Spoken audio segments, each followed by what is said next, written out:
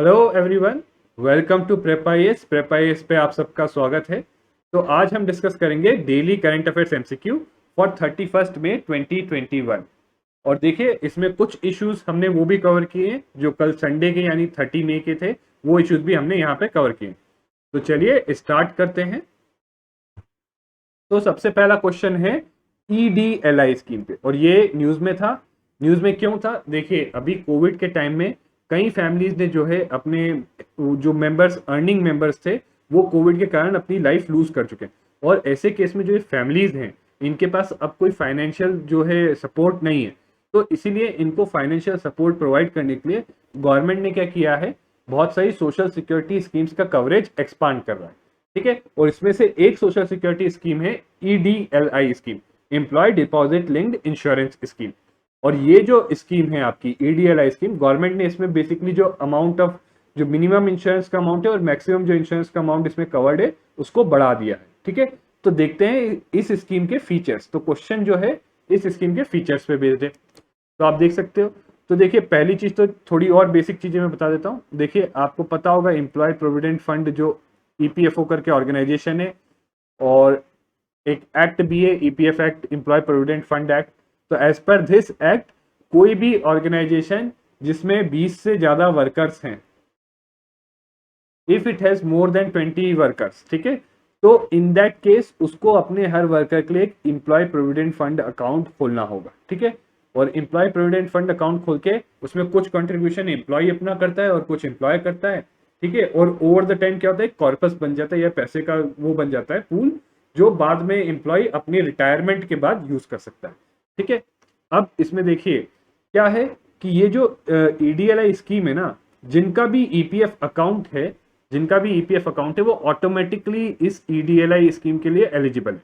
ठीक है, सो अगर ये देखें तो थर्ड स्टेटमेंट जो आपका है करेक्ट है, that an employ who has EPF account is automatically become eligible for EDLI scheme. अब दूसरी चीज, इसमें कंट्रीब्यूशन अगेन इंश्योरेंस है, तो इंश्योरेंस का प्रीमियम भरना होता है। तो प्रीमियम कौन भरता है इसका? तो देखिए, इसमें ये स्टेटमेंट भी करेक्ट है कि एम्प्लॉय को खुद से कुछ पैसा नहीं देना पड़ता। तो पैसा किसको देना पड़ता है? सिर्फ और सिर्फ एम्प्लॉयर को। ठीक है, एम्प्लॉयर को देना पड़ता है, और कितना? 0.5% of the monthly wages paid by the employer to the fund. तो ये दोनों आपके स्टेटमेंट भी करेक्ट है। तो all the statements are correct, the answer is D, 1, 2 and 3। ठीक है, अगला देखते हैं। तो ये बेसिकली टी सेल्स पे क्वेश्चन है, एंड अगेन टी सेल्स पे क्वेश्चन इसलिए दिया है, आजकल बहुत बात हो रही है वैक्सीन्स की, और वैक्सीन्स की बात होती है तो बात होती है इम्यूनिटी की, और इम्यूनिटी की बात होती है तो आपको पता होना चाहिए हमारी व्हाइट ब्लड सेल्स हैं जो इम्यूनिटी में बहुत इंपॉर्टेंट काम करती हैं। These are also known as lymphocytes. Let me just write it more clear. तो व्हाइट ब्लड सेल्स हैं, WBC, also known as lymphocytes. ठीक है, तो ये लिम्फोसाइट्स किस दो टाइप की होती हैं?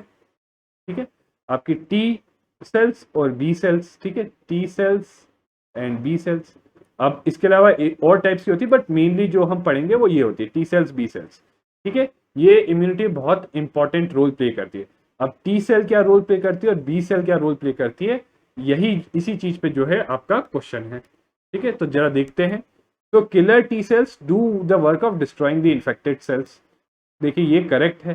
जो किलर टी सेल्स होती हैं, मेन, अगर आपने साइटोकिनिन स्टॉर्म करके भी पढ़ा होगा, एक फिनोमेना होता है जो कई पेशेंट्स में होता है, जिसके कारण पूरे ऑर्गन्स इन्फ्लेम हो जाते हैं और कई बार डेथ्स भी हो जाती है। तो बेसिकली वो यही होता है कि जो हमारी बॉडी की इम्यून सेंसर सेल्स है ना, किलर टी सेल्स, ये बहुत ज्यादा एक्टिव हो जाती है। ठीक है, so they do the work of destroying the infected T cells. फिर जो देखिए, टी सेल्स में भी अलग अलग टाइप की तीन है, एक किलर हो गई, एक हेल्पर हो गई। अब helper T cells stimulate the B cells to divide and secrete antibodies, and memory T cells remain in the blood for short duration and provide short term immunity. तो देखिए, जहां तक अब आपको और क्लियरली बताने के लिए आप ये देख सकते हो यहाँ पर कि कौन सी सेल्स हैं। ये सारी सेल्स हैं जो हमारी बॉडी की इम्यूनिटी में बहुत इंपॉर्टेंट रोल प्ले करती है। और क्या रोल प्ले करती है, उनका फंक्शन है। ठीक है, तो देखिए, टी सेल्स में आप हेल्पर सेल्स को देखें तो इनका रोल होता है stimulate B cells to divide and secrete antibodies. अब आपने एंटीबॉडीज भी बहुत पढ़ा होगा। एंटीबॉडीज क्या होता है? देखिए, एंटीजन होता है जो आपकी बॉडी में बाहर से सब्सटेंस आया, और उस एंटीजन को काउंटर करने के लिए आपकी बॉडी जो जनरेट करती है प्रोटीन, बेसिकली एंटीबॉडी एक प्रोटीन होता है, तो जो प्रोटीन आपकी बॉडी जनरेट करती है वो होता है आपका एंटीबॉडी। ठीक है, तो आप देख सकते हो यहाँ पर टी सेल्स ये करती हैं, स्टिमुलेट करती है बी सेल्स को। ठीक है, साइटोकिक टी सेल्स यानी जो आपकी किलर टी सेल्स हैं वो किल करती हैं, और मेमोरी सेल जो है वो ब्लड में लंबे साल काफी टर्म तक रहती हैं, लंबे समय तक रहती हैं, और क्या करती हैं, दे प्रोवाइड प्रोटेक्शन, कि आगे भी कभी ऐसा वायरस आया तो वो रिकॉग्नाइज करती कि इस टाइप के वायरस से ऐसे अटैक किया था हमने, और उस पर फिर अटैक करते हैं। जबकि बी सेल्स भी एक मेमोरी का काम करती है, बी मेमोरी सेल्स, तो again they remain in blood for years and provide long term protection. तो प्लीज इसको ध्यान रखिए, टी मेमोरी सेल और बी मेमोरी सेल दोनों लॉन्ग टर्म प्रोटेक्शन देती हैं। तो आपके ये दोनों स्टेटमेंट करेक्ट हैं and this statement is wrong. तो आपका आंसर हो गया ए 1 एंड 2 ओनली। ठीक है, अगला क्वेश्चन देखते हैं। Now which of the following statements are correct regarding island development agency. तो आइसलैंड डेवलपमेंट एजेंसी के बारे में क्यों पढ़ रहे हैं, क्योंकि ये आपका रिसेंटली न्यूज में था। ठीक है, किस कॉन्टेक्स्ट में, वो लक्षद्वीप आइसलैंड के कॉन्टेक्स्ट में, लक्षद्वीप आइसलैंड के कॉन्टेक्स्ट में न्यूज में था। और ये बेसिकली एजेंसी बनाई, क्या आप नाम से ही समझ सकते हो, जो आइसलैंड है हमारे अंडमान निकोबार और लक्षद्वीप, इनको डेवलप करने के लिए। तो कब कॉन्स्टिट्यूट की गई थी ये एजेंसी। सो आईडीए वॉज, देखिए अब ये 3 स्टेटमेंट है, 1 2 3। ठीक है, 1 2 3 आपको। So it was constituted in 2017 under the aegis of ministry of home affairs to look for holistic development of island. This is absolutely correct, ministry of home affairs के under ही बनाई गई थी आइसलैंड डेवलपमेंट एजेंसी। ठीक है, और इसकी meetings कौन कौन चेयर करता है, इसकी meetings, who chairs the meeting, this is wrong, the meetings are chaired by home minister. ठीक है, और अंडर आईडीए एंड सो इसके अंडर जो है आईडीए का पूरा प्लान क्या है कि जो हमारे लक्षद्वीप और अंडमान निकोबार आइसलैंड्स हैं इनको एक सस्टेनेबल वे में और इकोलॉजिकल वे में डेवलप किया जाए। बट देखिए अभी जो कंट्रोवर्सी हो रही है, एक कंट्रोवर्सी जो लक्षद्वीप को लेके हो रही है, उसका एक एस्पेक्ट ये भी है कि वहां पे जो करंटली एडमिनिस्ट्रेटर है वो चाहते हैं कि उसको मालदीव्स मॉडल पे हम डेवलप करें।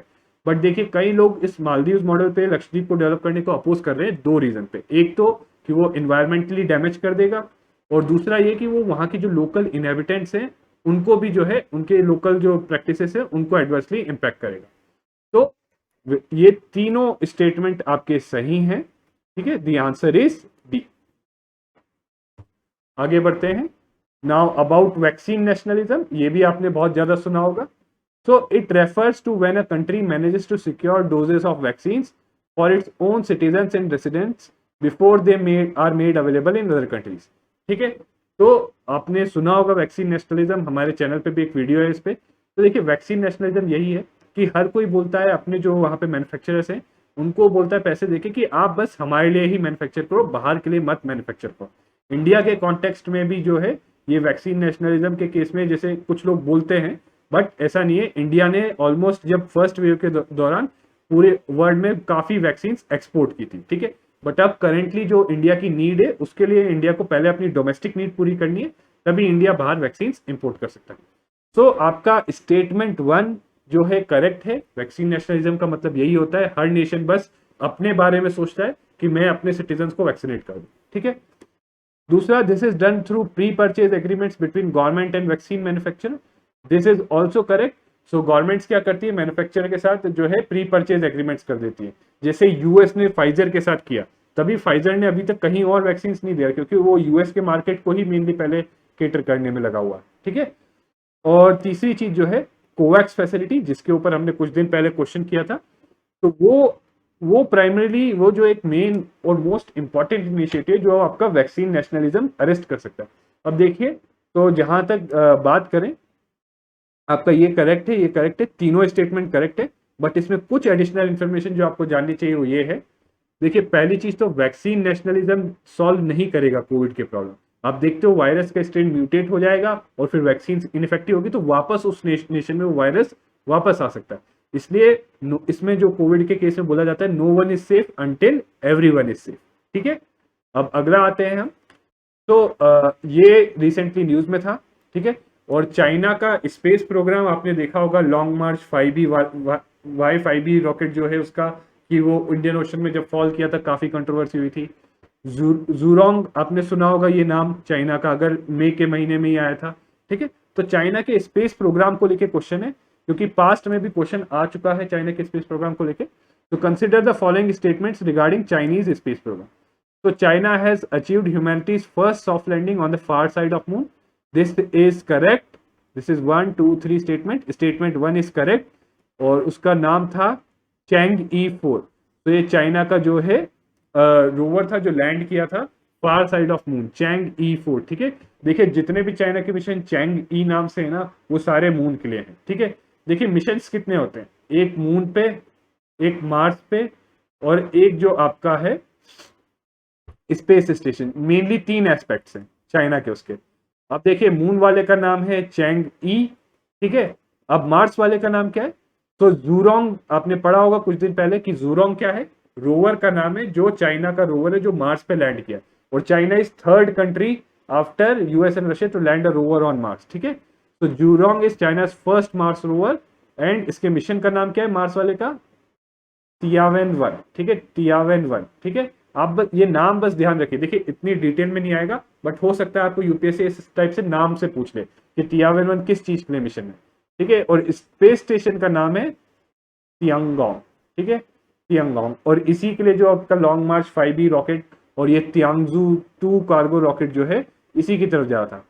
ठीक है, तो आप देख सकते हो 1 2 3 तीनों स्टेटमेंट्स आपके करेक्ट हैं। The answer is 1 2 3। ठीक है, अब इसमें एक और चीज, कुछ एडिशनल इंफॉर्मेशन आपको बता देता हूँ। इंडिया का जो चंद्रयान-2 था ना, तो चंद्रयान-2 it also aim to land on the far side of the moon through Vikram lander. ठीक है, विक्रम लैंडर के through far side of moon. ठीक है, और जो जहां तक है इंडिया भी मैन्ड स्पेस प्रोग्राम कर रहा है, तो चाइना भी कर रहा है, इसलिए इन चीजों को जानना बहुत इंपॉर्टेंट है प्रेजेंट पॉइंट ऑफ व्यू से। ठीक है, so thank you very much, this sums up our session for daily current affairs MCQ today. अगर आपको ये सेशन यूजफुल लगा है तो प्लीज लाइक एंड सब्सक्राइब, और अगर आपको लगता है कोई सजेशन जो हमें इंप्रूवमेंट्स करने चाहिए तो please do share with us in the comments below. Thank you very much.